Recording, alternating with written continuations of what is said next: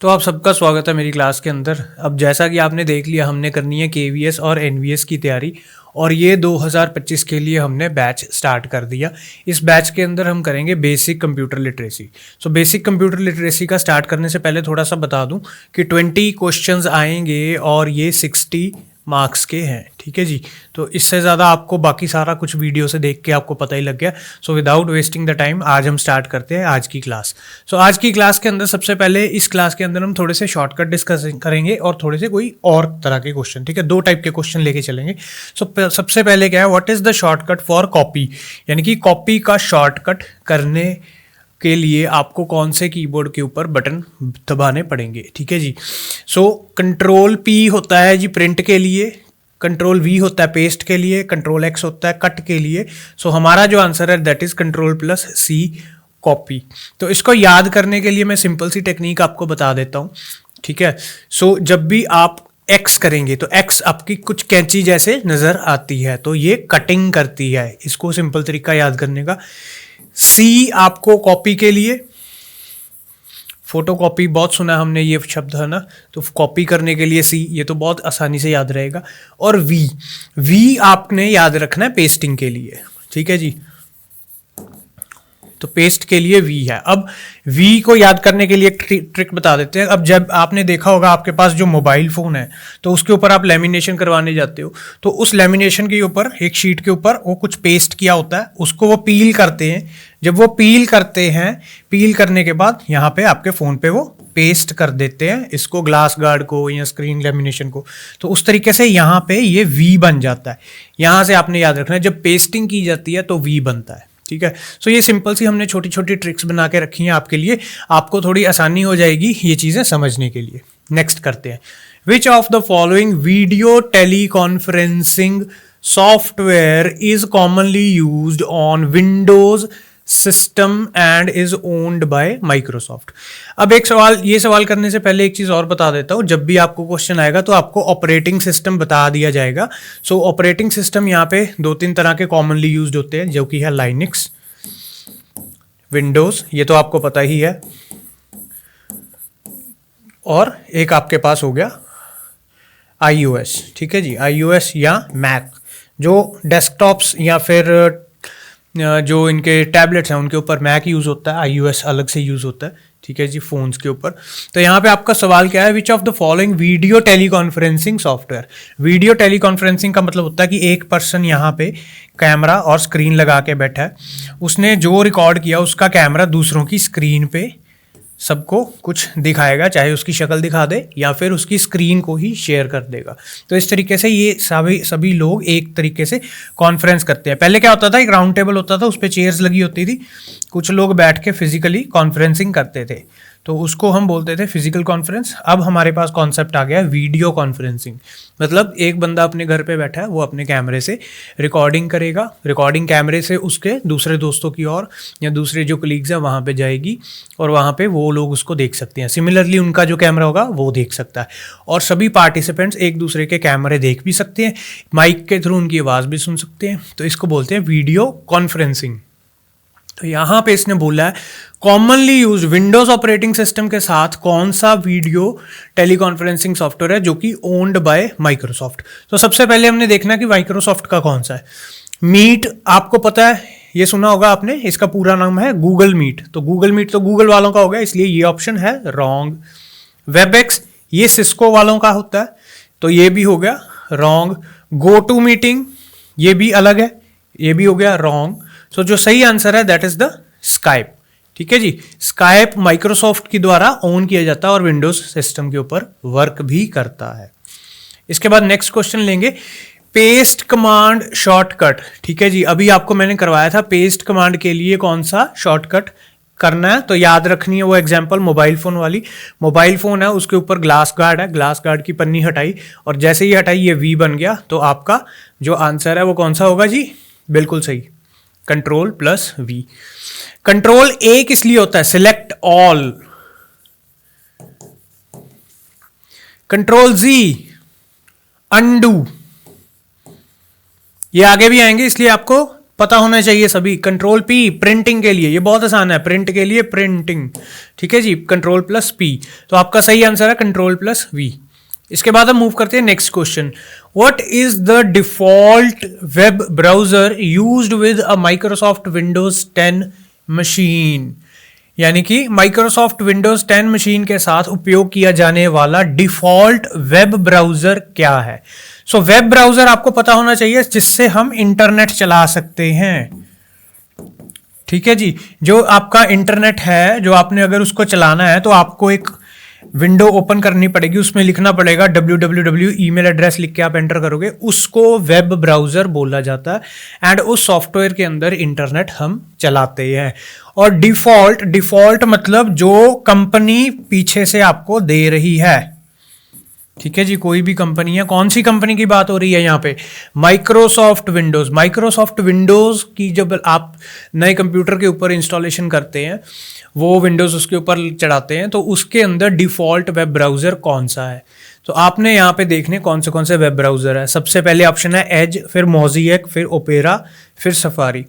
जो सफारी है वो मैक या फिर एप्पल के जो कंप्यूटर्स हैं उनके साथ आता है, ठीक है, तो ये तो नहीं हुआ। ओपेरा है जो थर्ड पार्टी है, जनरली ये किसी के साथ नहीं आता, ओपेरा अलग से आता है, पर ये दोनों पे चल जाता है, मैक पे, एप्पल पे भी चलता है और विंडोज पे भी चलता है। पर इसने क्या पूछा हमें? डिफॉल्ट, यानी कि कंपनी जब विंडोज मैन्युफैक्चर की जाती है माइक्रोसॉफ्ट द्वारा, तो तब वहां पे कौन सा ऑलरेडी डाला होता है? मोज़ेक नहीं, ये भी नहीं है, ठीक है जी। तो करेक्ट आंसर है एज, और इसका पूरा नाम है माइक्रोसॉफ्ट एज। जब भी आप कोई भी विंडोज नई तरह से इंस्टॉल करोगे, उसके अंदर ऑलरेडी माइक्रोसॉफ्ट एज नाम का सॉफ्टवेयर होगा। ये कौन सा सॉफ्टवेयर है? वेब ब्राउजर सॉफ्टवेयर है। तो चलिए नेक्स्ट क्वेश्चन की ओर। Cut command is uses which shortcut, ठीक है, कट कमांड किस शॉर्टकट का उपयोग करता है? तो हमारे पास कौन से शॉर्टकट है, हमने अभी किए थे फर्स्ट स्लाइड के ऊपर। कट के लिए मैंने आपको क्या बताया था कि कैंची बननी चाहिए, ठीक है जी। सो कैंची बनने के लिए एक्स आ जाएगा। तो अब इसमें से कौन सा सही आंसर है? वो है control plus X. So control plus C किसके लिए बताइए? सो कंट्रोल प्लस सी है कॉपी के लिए। कंट्रोल प्लस एस से सेव। कंट्रोल प्लस टी, ये बताइए कमेंट सेक्शन में इसका आंसर होगा, ठीक है, तो मैं देखूंगा किसने सही आंसर दिया है। ओके, चलिए मूव करते हैं नेक्स्ट क्वेश्चन पे। तो चलिए अब देखें हमारे पास जो नेक्स्ट क्वेश्चन है, that is which of the following is an example of mixed reference in Microsoft Excel. निम्नलिखित में से कौन सा एमएस एक्सेल में मिश्रित संदर्भ का उदाहरण है? तो जब आपने ये क्वेश्चन करना, आपको पता होना चाहिए कि माइक्रोसॉफ्ट एक्सेल के अंदर किस तरह के संदर्भ हैं। 3 तरह के संदर्भ यानी कि रेफरेंसिंग होते हैं। फर्स्ट इज एब्सोल्यूट रेफरेंसिंग, उसके बाद हो जाता है मिक्स्ड रेफरेंसिंग, और उसके बाद हो जाता है रिलेटिव रेफरेंसिंग। तो एब्सोल्यूट रेफरेंसिंग के अंदर कोई भी चीज चेंज नहीं होती, जो एड्रेस बता दिया सेल का एड्रेस वो फिक्स हो गया। अब मैं आपको एक सिंपल सी एग्जांपल लेके दिखाता हूँ। मान लीजिए आपने एक्सेल शीट ओपन की, वहां पे आपको ऐसे कुछ नजर आएगा। यहाँ पे ए बी सी, ये नीचे को कॉलम्स है, 1 2 3 इधर को रोज हैं। अगर आपने इस सेल को देखना है तो आप क्या बोलोगे? यहाँ से B2, तो ये कौन सा बन गया? B2।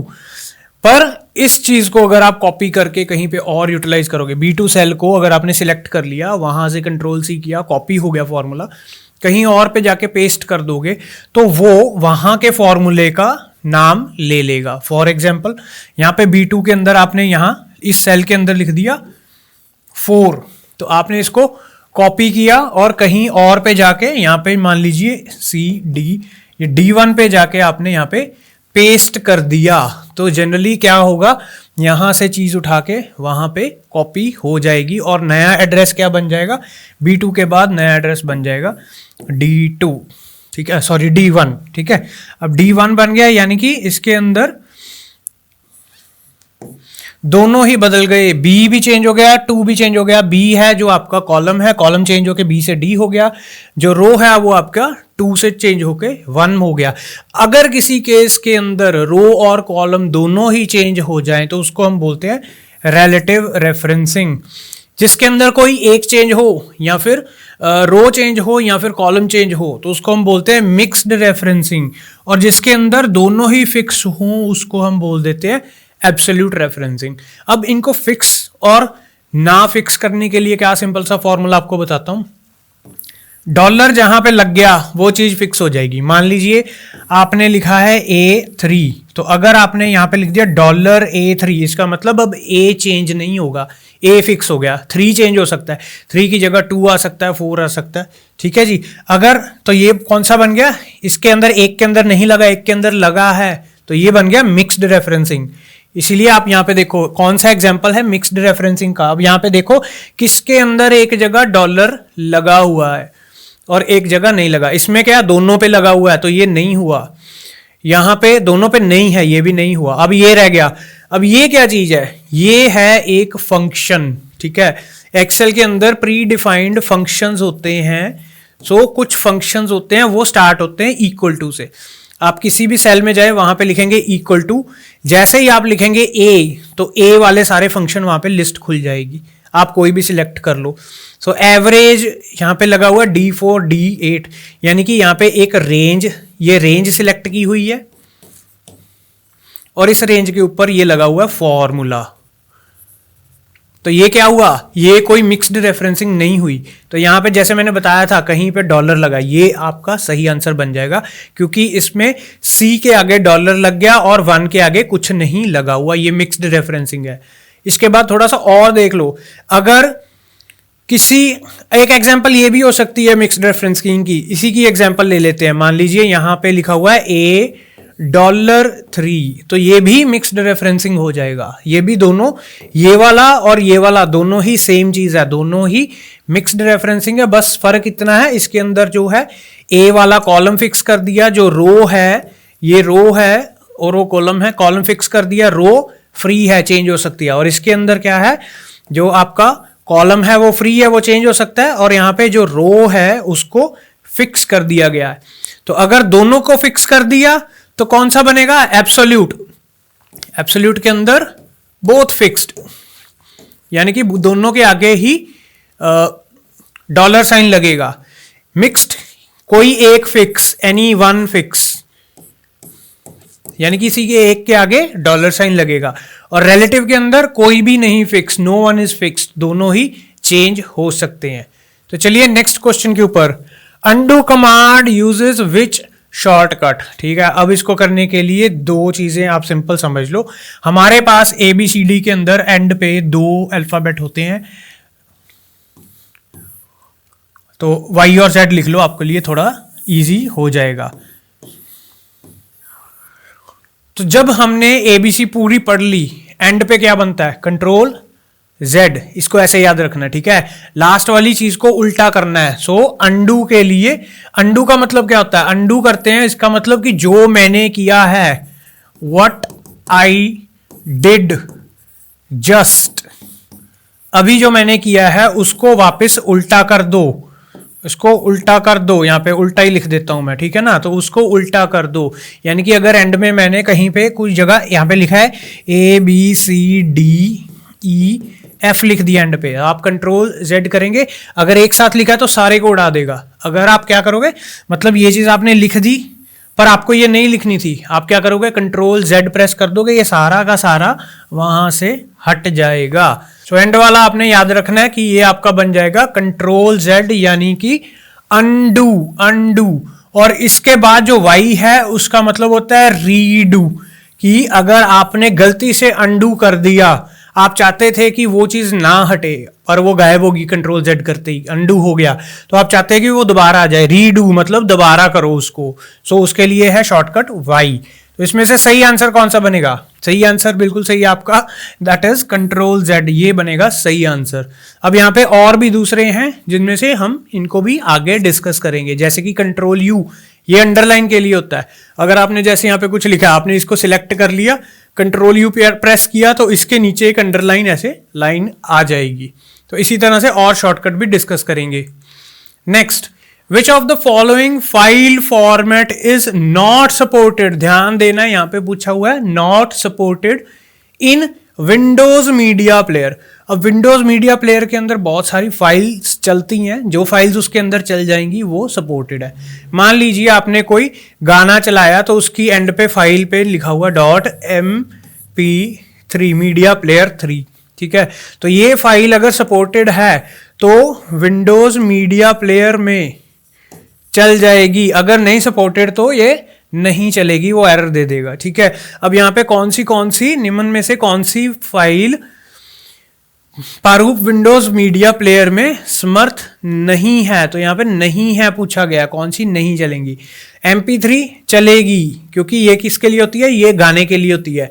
कोई भी आप सॉन्ग सुनते हो वो MP3 फाइल होती है। उसके बाद PDF ये नहीं चलेगी, क्योंकि ये कौन सी है, ये एक विजुअल फाइल होती है जिसके अंदर आप कुछ रीड कर सकते हैं, टेक्स्ट रीड कर सकते हैं, ठीक है जी। तो फुल फॉर्म क्या होता है, portable document format. Portable document format ये वाली फाइल नहीं चलेगी। WMV Windows media video, again ये भी चल जाएगी। WMA विंडोज मीडिया ऑडियो, ये भी चल जाएगी। अब कौन सी वाली नहीं चलेगी, जो आंसर है that is the B। So correct answer आपका बन गया B, PDF file. PDF file के अंदर टेक्स्ट होता है, ना कोई साउंड है ना कोई वीडियो है, तो ये फाइल नहीं चलेगी। नेक्स्ट देखो, रीडू कमांड, अभी हमने पीछे किया था, तो बताओ इसका आंसर। याद रखना है विंडोज के अल्फाबेट जो करते हैं हम ABC का, उसके बिल्कुल एंड पे क्या आता है, Z, वो तो हो गया अनडू। और रीडू का कौन सा बना, Y। वेरी गुड, ये तो आपको अब याद ही हो जाएगा, आपने इसी तरीके से याद रखना है। रीडू इज कंट्रोल Y, ठीक है। नेक्स्ट अब देखते हैं next question. Which of the following does not support cloud storage. अब क्लाउड स्टोरेज डायरेक्टली स्टोर नहीं होता, जिसके अंदर निम्नलिखित में से कौन से सीधे क्लाउड स्टोरेज का समर्थन नहीं करता, मतलब क्लाउड स्टोरेज के साथ वो चीज़ नहीं चलती। अब क्लाउड स्टोरेज का पहले आप थोड़ा सा कॉन्सेप्ट समझ लो। सो आपके पास यहाँ पे एक कंप्यूटर है, ठीक है जी। इस कंप्यूटर के पास आपका कीबोर्ड माउस सब कुछ है, यहाँ पे आपका CPU बना हुआ है, ठीक है जी। तो आपका यहाँ पे माउस है, ये कीबोर्ड हो गया आपका। तो इस कंप्यूटर के ऊपर आप जो भी कुछ काम कर रहे हैं, तो इसकी सारी जो स्टोरेज है वो कहाँ पे होती है, परमानेंट स्टोरेज, यानी कि जिसको हम बोलते हैं हार्ड डिस्क ड्राइव, ठीक है। अब इस ड्राइव अगर आप चाहते हैं कि किसी और से शेयर करना चाहते हैं, तो ये फाइल, मान लीजिए यहाँ पे आपने कोई फाइल बनाई कंप्यूटर के अंदर, उसका नाम है F1, तो इस F1 फाइल को आपको दूसरे पर्सन को देने है ना, तो आप उसको ईमेल कर देंगे। तो जो ईमेल है वो एक्चुअली डाटा कहाँ पे स्टोर होता है, वो ईमेल कहीं जाके एक मशीन के ऊपर स्टोर होता है, जिसको हम बोलते हैं मेल सर्वर। और आजकल ये जो मेल सर्वर है, ये अपनी मेमोरी कहाँ पे रखते हैं, ये क्लाउड में रखते हैं। तो ऐसे मान लो यहाँ पे एक क्लाउड है, सो जो आपने फाइल मेल सर्वर पे भेजी, मेल सर्वर उसको क्लाउड पे रख देता है, क्लाउड से मेल सर्वर के पास आके दूसरे कंप्यूटर के पास वो भेज देता है जब भी आपने ईमेल करनी है, ठीक है। तो यहाँ पे कंप्यूटर दूसरा है, तो इसी तरीके से ये सारा काम चलता है। अब आजकल क्या हो गया, ये मेल सर्वर भी काम खत्म हो गया, ठीक है। तो कुछ जगह पे आपने देखा होगा कि हम सीधा सीधा ही यहाँ पे क्लाउड यूज कर रहे हैं। जैसे कि इसका प्रॉपर एक नाम बता देता हूं, गूगल ड्राइव या G ड्राइव के नाम से आपको बोल देते हैं कि 15 GB आपको स्पेस दे दी क्लाउड के ऊपर। तो कुछ भी डेटा आप अपने एक पेन ड्राइव की तरह समझ लो या हार्ड डिस्क की तरह समझ लो, कंप्यूटर के थ्रू, इंटरनेट के थ्रू आप क्लाउड पे डाल देंगे, उसको वहां से जब मर्जी आप खुद भी यूज कर सकते हैं, दूसरों को शेयर भी कर सकते हैं एज यू फील गुड। तो वो G ड्राइव आपकी क्लाउड सर्विस होगी। अब इनमें से कौन सा जो सॉफ्टवेयर है, विच of the following does not support cloud storage, cloud storage कौन सा वाला नहीं सपोर्ट करता। गूगल एप्स हैं जो, वो सारी की सारी क्लाउड स्टोरेज पे चलती हैं, जी हाँ चलती हैं, तो ये सपोर्ट करता है। नेक्स्ट कैनवा, कैनवा एक सॉफ्टवेयर है जिसके अंदर आजकल आपने देखा होगा कोई भी फोटो बनानी है, किसी भी तरह का थंबनेल बनाना है, कोई लोगो बनाना है, वो बड़ी आसानी से बन जाता है। और ये सारे का सॉफ्टवेयर, सारे का सारा सॉफ्टवेयर कहाँ पे है, क्लाउड पे पड़ा रहता है। तो ये भी सपोर्ट करेगा, ये दोनों सपोर्ट करेंगे। ड्रॉप बॉक्स क्या है? अगेन एक क्लाउड स्टोरेज है। जैसे आप पेन ड्राइव लेके जाते हो, पेन ड्राइव एक दोस्त के घर गए, वहां से गाने कॉपी किए, अपने घर लेके आए, ठीक है, तो ये काम अब खत्म हो गया, पेन ड्राइव का काम खत्म हो गया। आप दोस्त के घर गए, इंटरनेट लगा, तो उसके इंटरनेट पे आप क्या करोगे? अपना क्लाउड यानी ड्रॉप बॉक्स ओपन कर लोगे, ड्रॉप बॉक्स में गाने अपलोड कर दिए, घर आके आपने दोबारा से ड्रॉप बॉक्स के अंदर लॉग इन किया और वहां से गाने डाउनलोड कर लिए। तो ये भी क्लाउड सपोर्ट करता है। MS पेंट, माइक्रोसॉफ्ट पेंट, ये विंडोज के अंदर ही एक सॉफ्टवेयर इंस्टॉल होता है और इसका क्लाउड से कोई लेना देना नहीं। आप ड्राइंग्स पेंटिंग्स बनाते हैं, छोटे बच्चे भी बना लेते हैं, तो ये वाला नहीं चलता। सो करेक्ट आंसर कौन सा है? कौन सा नहीं सपोर्ट करेगा, कौन सा नहीं समर्थन करेगा? वो है माइक्रोसॉफ्ट पेंट। इसके बाद नेक्स्ट क्वेश्चन फिर से हमारे पास शॉर्टकट आ गया। विच of the following performs select all text? कौन सा शॉर्टकट सभी टेक्स्ट का चयन करे कहता है? सो जहां पे ऑल की बात आ जाए, ठीक है, सिंपल याद करने का तरीका बताता हूं। सिलेक्ट ऑल का मतलब ए, ठीक है, यहां से आपने ए निकाल लेना है। सो शॉर्टकट क्या बना आपका? Ctrl+A, ठीक है जी। सो बहुत ही सिंपल है, इसको याद रखना, Ctrl+A। तो ये कुछ और भी हमारे पास शॉर्टकट हैं, ये हम आगे जाके करेंगे। ये कुछ शॉर्टकट विंडोज़ के अंदर यूज़ होते हैं, कुछ उनके अलग अलग जो सॉफ्टवेयर्स होते हैं, जैसे कि माइक्रोसॉफ्ट ऑफिस के अंदर, Microsoft Excel, Word, PowerPoint, उनके अंदर भी यूज़ होते हैं। अब मान लीजिए Ctrl+E की बात करें तो ये कहाँ पे यूज़ होता है? ये सेंटर करने के लिए यूज़ होता है। आपने माइक्रोसॉफ्ट वर्ड खोला, उसके अंदर आपने कुछ टेक्स्ट लिख दिया, वो जनरली लेफ्ट साइड से ऐसे लिखा जाएगा, ठीक है। तो अगर आप इसको सारे को सिलेक्ट करके Ctrl+E करेंगे तो ये टेक्स्ट सारे का सारा कैसे नजर आएगा? ये सेंटर पे नजर आएगा आपको। तो ये चीज होती है Ctrl+E के लिए। Ctrl+D ये बुकमार्क के लिए यूज होता है। बुकमार्क, मान लीजिए आपने कोई वेबसाइट ओपन की, उस वेबसाइट को आपने दोबारा ओपन करना है। मान लो रोज आप बोलते हो कि भाई मैं यूट्यूब देखता हूं, तो यूट्यूब हर बार मेरे को टाइप करना मुश्किल लगता है। एक बार यूट्यूब टाइप कर दिया, सो Ctrl+D दबाते ही एक बुकमार्क क्रिएट हो जाएगा। उसका मतलब क्या होगा? आपके कंप्यूटर के वो जो वेब ब्राउजर है उसकी स्क्रीन पे एक छोटा सा आइकन बन जाएगा, या फिर ऊपर लिस्ट में से ड्रॉप डाउन करेंगे तो वहां पर एक नाम बन जाएगा। आपने अगली बार कुछ नहीं करना, वेबसाइट का नाम नहीं एंटर करना, बुकमार्क में से उसको सिलेक्ट करना है और डायरेक्टली आपकी वेबसाइट खुल जाएगी। आपने कोई वेबसाइट खोली, आपने कोई वेब पेज खोला जो आपको पता लगा कि आपके लिए बहुत काम का, बार बार आप उसको विजिट करना चाहते हैं, तो आप उसको बुकमार्क कर लें। जैसे पुराने ज़माने में क्या होता था, हमारी बुक के अंदर हमारे पास एक छोटा सा पेपर का पीस होता था, हम उसको डाल लेते थे जब वो पेज हमने ज़्यादा देखना होता था, या फिर कोई स्टिकर पेस्ट कर लेते थे, उसको बुकमार्क बोलते थे। उसी तरीके से वेब पेजेस के लिए ये बुकमार्क होते हैं। Ctrl+H होता है रिप्लेस के लिए।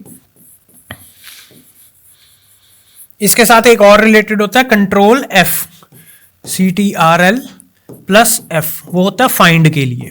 अगर आपने किसी चीज को फाइंड करना है, मान लीजिए बहुत 100 पेजों की एक आपके पास माइक्रोसॉफ्ट वर्ड की फाइल है, उसके अंदर आपने कोई सेंटेंस है उसको ढूंढना है।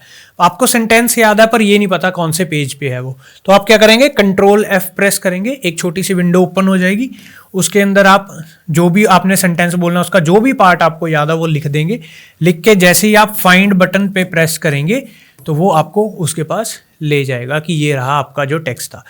एंड सेकेंड पार्ट होता है रिप्लेस, Ctrl+H। अगर आपने मान लीजिए 3 इडियट्स सबने देखी है, तो उसके अंदर क्या होता है, जब वो दुबे जी को बुलाते हैं तो वो उनकी स्पीच में क्या करता है, उनकी स्पीच के अंदर वो वर्ड को रिप्लेस कर देता है, ठीक है। जहां जहां चमत्कार होता है वहां वर्ड रिप्लेस कर देता है, और सभी जगह जहां पे वो वर्ड आएगा वो एक किसी और वर्ड के साथ रिप्लेस हो जाएगा।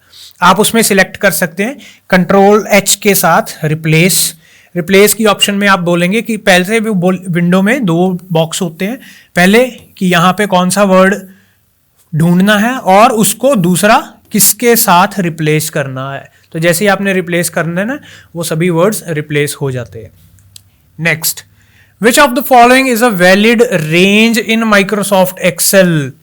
निम्नलिखित में से कौन सी MS एक्सेल में वैध रेंज है? अब वैध रेंज आपने देखनी है, रेंज की बात हो रही है।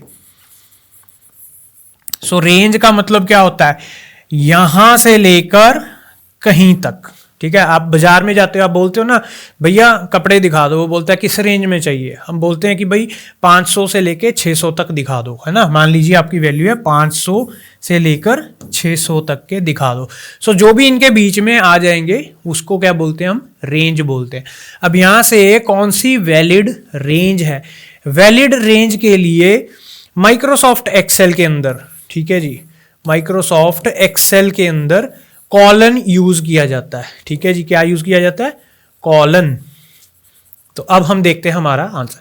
सो यहां पे लिखा हुआ B1-B5, ये हमारे समझने के लिए आसान है पर कंप्यूटर के लिए ये फॉर्मेट गलत है, वो रीड नहीं करता। F4 raise to power F9, ये भी गलत है।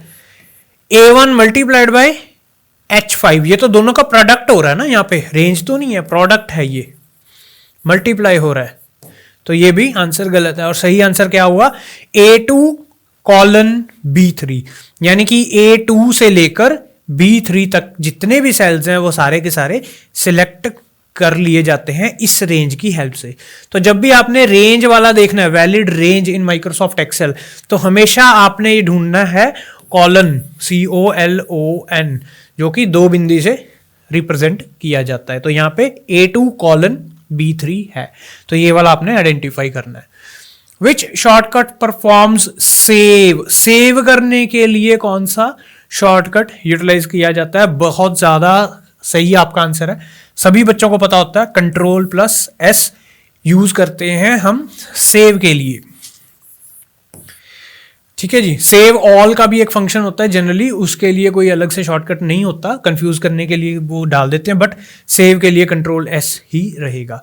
नेक्स्ट देखो question, identify the type of cyber threat, यानी कि कुछ कंप्यूटर के साथ रिलेटेड धमकी, दैट कॉम्प्रोमाइजेस, जो क्या करती है, किसी तरह का नुकसान कर देती है, a device like a phone, किसी फोन के अंदर किसी सर्विस को बंद कर देना या सर्विस का डेटा लीक कर देना, इस तरह के काम करता है। टू इंस्टॉल मालवेयर, अब इसके अंदर ये बता भी दिया कि किस तरह का मालवेयर इंस्टॉल करना है। तो मालवेयर होता है एक सॉफ्टवेयर जो डेंजरस होता है, जो आपकी इंफॉर्मेशन खराब कर देता है। That appears to be a useful software, अब मालवेयर है, अब मान लीजिए मालवेयर है, आपको पता लग गया कि मालवेयर है, तो आप इंस्टॉल करोगे, आपको पता है ये डेंजरस है, गड़बड़ करेगा, आप नहीं इंस्टॉल करोगे। बट ये मालवेयर इंस्टॉल कैसे होता है, ये इसमें थोड़ा सा बहरूपिया होता है, ये अपना रूप बदल के एक यूजफुल सॉफ्टवेयर, ये यूजफुल सॉफ्टवेयर का रूप ले लेता है। अब आपको लगेगा कि भाई ये तो मेरे काम का सॉफ्टवेयर है, आपने कर दिया इंस्टॉल, और बाद में निकलता क्या है, वो होता है एक मालवेयर। और ये मालवेयर क्या करेगा, ये आपके फोन, कंप्यूटर डिवाइस, किसी भी तरह का टैबलेट, इलेक्ट्रॉनिक डिवाइस के अंदर इंस्टॉल हो गया तो साइबर थ्रेट के लिए आपके फोन को ओपन कर देगा। मतलब कोई भी पर्सन आपके फोन को कुछ हैक वगैरह कर सकता है, कुछ उसके अंदर डेटा चेंज कर सकता है, डेटा लीक हो सकता है। तो अब आपने वो आइडेंटिफाई करना है। उस साइबर खतरे के प्रत्येक प्रकार की पहचान करें जो किसी फोन जैसे डिवाइस में मालवेयर इंस्टॉल कर देता है, जो एक उपयोगी सॉफ्टवेयर प्रतीत होता है। अब इसको इंस्टॉल कौन करता है ना, आप खुद इंस्टॉल नहीं करते, ये कई बार अपने आप इंस्टॉल हो जाता है, पर इसको कोई इंस्टॉल करता तो है, वो कौन करता है। सो स्पूफिंग तो एक टेक्निक होती है जिससे डेटा चुराया जाता है या डेटा देखा जाता है। ट्रोजन हॉर्स, फिशिंग भी एक टेक्निक होती है। हैकिंग, अगेन इसको डेटा की अगर आप बोलते हैं चोरी करनी है तो उसको हैकिंग के अंदर ले जाते हैं। सो ट्रोजन हॉर्स एक ऐसी चीज है जिसको, जो आपके कंप्यूटर के अंदर मालवेयर को इंस्टॉल करती है, आपको यह बताकर कि वो एक यूजफुल सॉफ्टवेयर है, यानी कि ये है वो गुनहगार जो ये सारी गड़बड़ कर देता है आपके बिना जाने हुए। Next question, what is the shortcut for print command. Print command का शॉर्टकट क्या है, बहुत ही आसान, ठीक है। प्रिंटर के लिए P, तो आपका आंसर है Ctrl+P। Which of the following is the largest memory option among the given options? निम्नलिखित में से कौन सा विकल्प दिए गए विकल्पों में से सबसे बड़ा मेमोरी विकल्प है।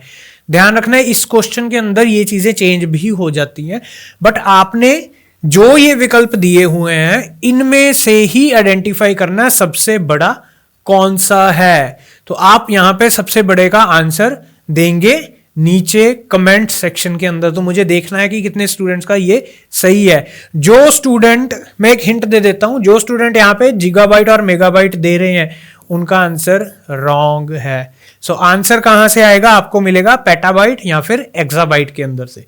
तो ये आपका आज का छोटा सा काम है, आपने ढूंढना है। अब चलते हैं नेक्स्ट क्वेश्चन पे। What is the shortcut for open file. Open file यानी किसी फाइल को खोलने के लिए बहुत ही आसान, ओ से ओपन, तो आपने याद रखना है Ctrl+O। अब यहां पे Ctrl+N क्या होता है, तो बताइए कौन बता सकता है। हाँ जी, कुछ स्टूडेंट्स का बिल्कुल सही है, न्यू। जब आप कोई नई फाइल बनाते हैं तो Ctrl+N होता है। Ctrl+F हमने थोड़ी देर पहले ही डिस्कस किया था फाइंड करने के लिए। और Ctrl+J, क्या ये कोई शॉर्टकट होता है? नहीं होता। यस और नो ये भी लिख दो कमेंट सेक्शन के अंदर। तो ऐसे सभी क्वेश्चंस के लिए आपको तैयारी करवाई जाएगी सरकारी तैयारी के ऊपर, और ये सारे के सारे वीडियोस आपके लिए फ्री हैं। चैनल आपको पसंद आया, पढ़ाने का तरीका आपको अच्छा लगे तो लाइक, शेयर और सब्सक्राइब जरूर करें। Thank you.